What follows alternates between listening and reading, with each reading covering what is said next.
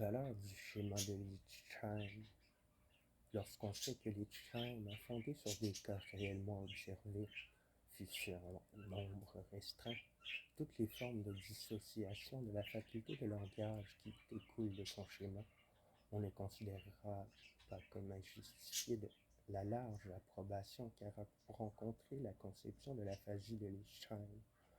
Son schéma établi par voie déductive menant à des formes de dissociation du langage surprenantes et qui jusqu'alors n'avaient pas été observées.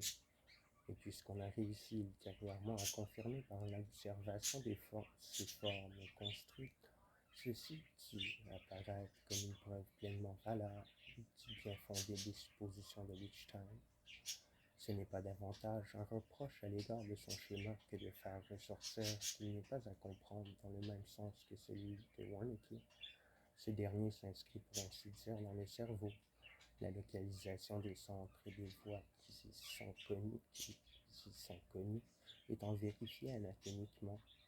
Le schéma de Lichtheim y ajoute de nouvelles voies dont la connaissance nous échappe encore.